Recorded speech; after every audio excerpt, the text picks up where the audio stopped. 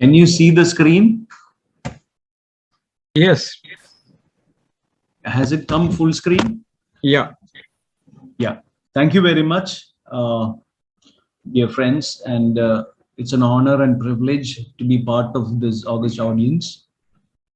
My talk is quite simple and straightforward, but I thought I would share some important things in the management of neuropathy and uh, in the diabetic foot arena.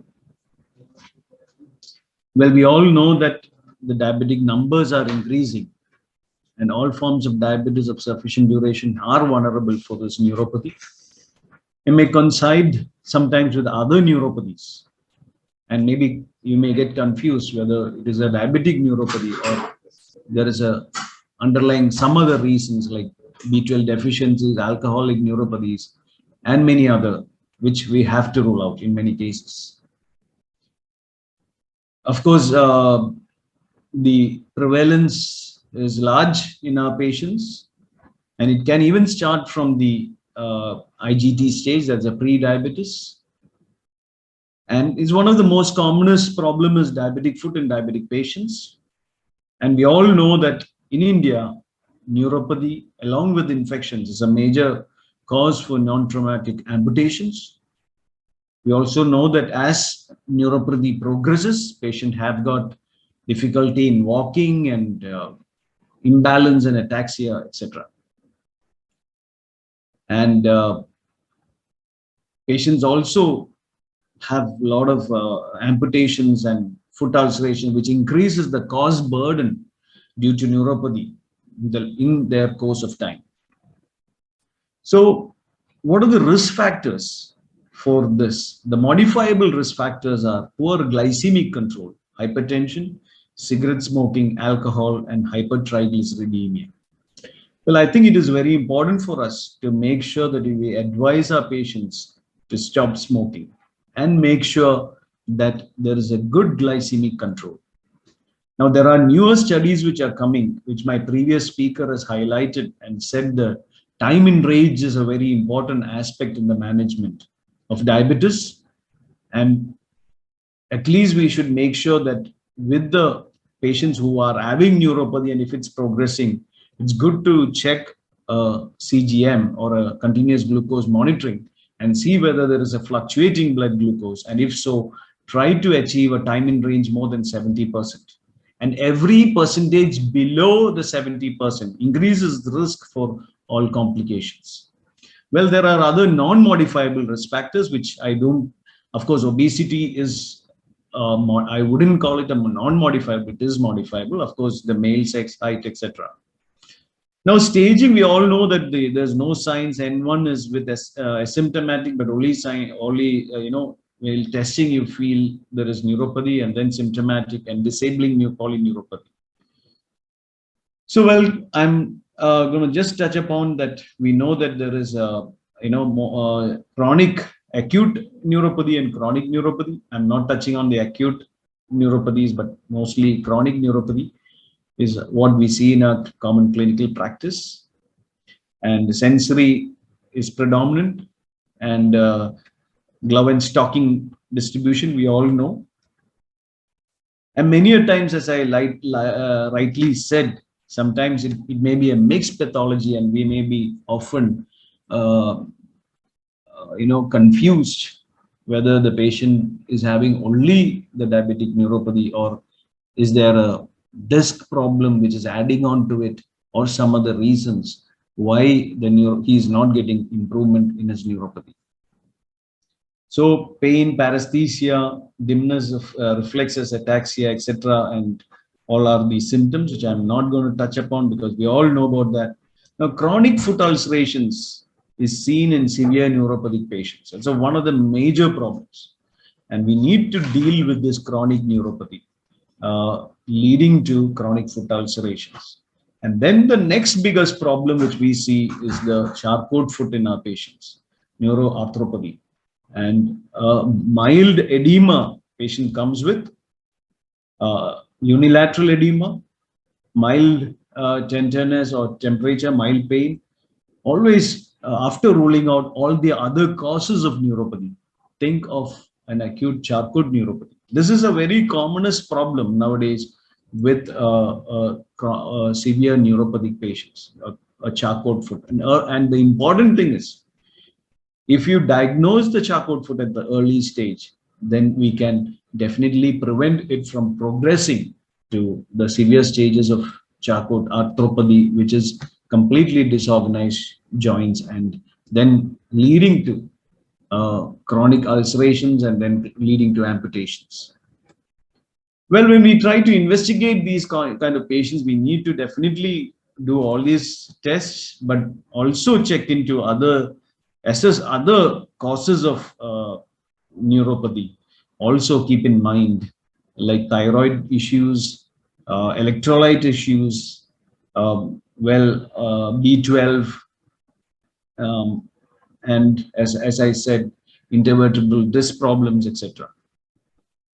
Now, is it diabetic neuropathy or neuropathy in a diabetic patient, which it could be a different etiology itself? That is, if it is rapidly progressing, no prominent motor problem, cranial nerve involvement, and disproportionate large fiber involvement of the entire lower limb without neuropathy in the distal upper limb, more often sensory symptoms finding in the hands.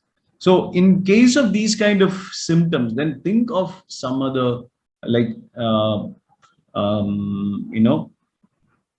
CIDP, etc. So we have the neuropathy scoring system, which is quite good.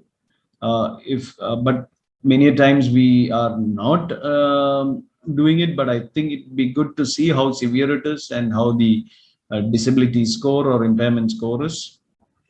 And it's also shown a best predictor for foot ulceration. So this is the pain assessment scale which can be used. All these can be available in the net, which can be downloaded and used. The verbal pain intensity, the visual analog scale, the numerical pain and intensity, etc.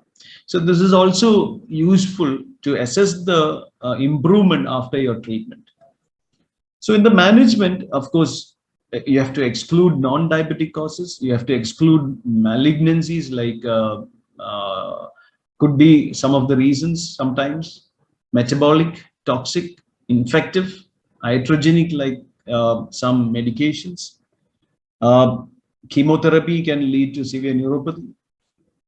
Of course, then assess for blood glucose control, as I clearly said that as the duration of diabetes is increasing, the neuropathy also increases. And now as patients are coming to you with younger onset of diabetes, higher the chance of neuropathy in these kind of patients, unless otherwise we make sure the patient reaches the HbA1c target. And also, it's not only now, we have to target also the time in range. Apart from fasting blood sugar, postprandial blood sugars, and HbA1c, we also have to look into time in range and control it.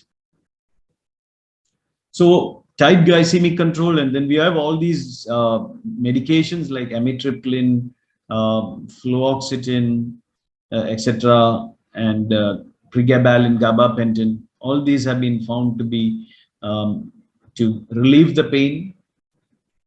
So controlling the hyperglycemia is the paramount importance. It's not just about giving relief to the pain, but it is about stopping the progression of neuropathy is most important thing. So for that, I think we need to make sure that the sugars are well controlled and the fluctuation, the glycemic variability is also taken care, and also the time in range. So here is the ACCORD trial. And many of these trials, ACCORD, ADVANCE, and DCCT, in the DCCT, the intensive management reduced the neuropathy by 64%. So, and the benefit persisted for 8 years after the DCCT. So, well, I think that is of non-controversial whether you're, if you achieve tight control, definitely we can stop the progression. And many times patients may complain to you that when they have acute fluctuations of blood sugars, then also they have severe neuropathic symptoms. So now we come to the pharmacological therapies, which all of us know that we have all these tricyclic drugs, the amitriptylines and SNRIs, all can be used. Anticonvulsants like gabapentin. I'm not going into the details. We have been using this. And in severe cases, we can even use mexiletine, etc. And tramadol and other drugs have been used. And capsaicin cream has been found to be useful in severe neuropathic patients. Antidepressants also have been found. Duloxetine has been found to be useful. Aldose reductase inhibitors has been tried, epilistat. Even though some studies have shown that there are some benefits, there are not enough evidence to say that that is actually being very effective. Again, there are others. These are the studies, Aladdin 1, 2, 3 studies on alpha lipoic acid. This also have shown, but then high doses have been tried, and I don't think major progress have been achieved in this regard in preventing the diabetic neuropathy with medications, apart from giving relief to the pain. And also the present key treatment is tight control. And I think the latest thing in the armamentarium, I think, is time in range. And I think in future, with good time in range reaching above 70 to 75%, we'll be able to make sure that the neuropathy is, the progression of neuropathy can be slowed down. So, well, I'm not, there are more newer things which are being tried. PKC inhibitions, vasodilators, etc. have been tried. Now, I would like to touch upon, apart from this, I think it is important to make sure that we assess for the plantar pressures and then give neuropathic footwears. It's very important because callus formation is a major issue. And at the initial stage, a good diabetic footwear, once the patient has neuropathy, it is very important to give footwear for such patients. But with good insoles, like microcellular rubber is the cheapest, and then you have various others which are available. But once the patient goes to severe neuropathy, then you have ulcer formations, callus formations, etc.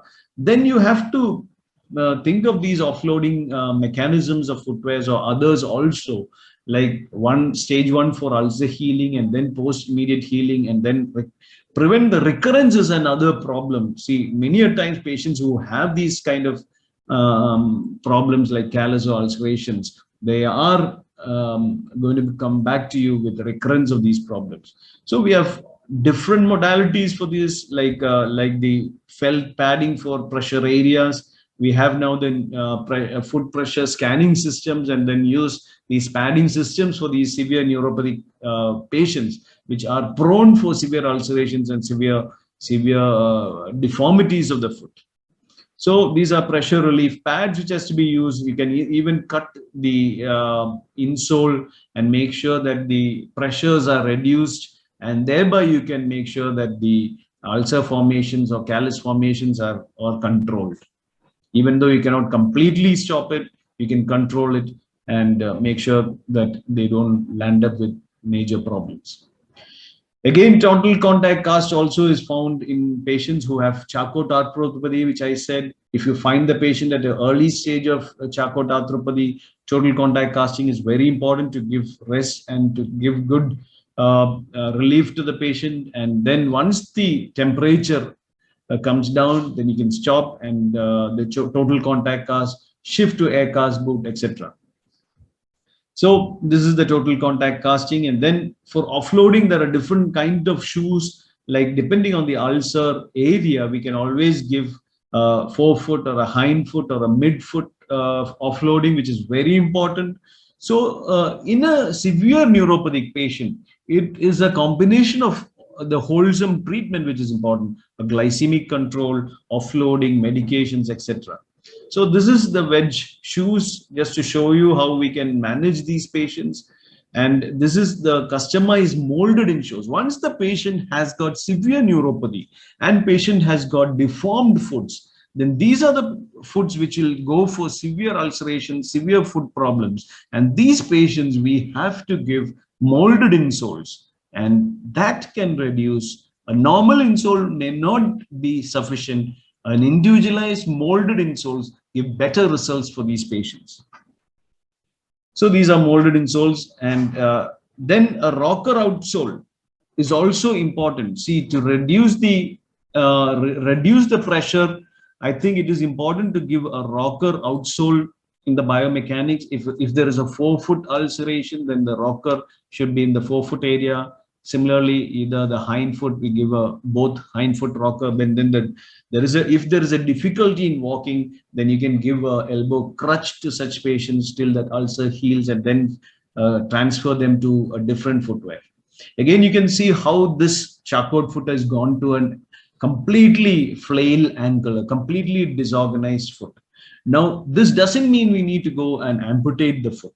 We just need to give patella-bearing ankle foot orthosis like this, and then patient can be on his foot for a longer period of time without much problems. Now, many a times the foot may look ugly or deformed, but if you can control with a good modified footwear and make the patient use his own foot to walk, then studies have clearly shown it is better than amputations, because an amputated foot and you're made to walk on a prosthesis, the load on the heart is higher, or already compromised heart, and the mortality is higher in such patients. So this is to show you that. So early detection, protection of high pressure areas of the foot, and corrective footwear for severe neuropathic patients is the strategy in such patients. So to conclude, I think we need to understand that diabetic neuropathy occurs in a large number of patients in our population, and the metabolic factors has to be corrected, always looked into. And now we have clear evidence. My message today, I think the latest is for any complication is the time in range. We need to make sure that patients are achieving more than 70% time in range.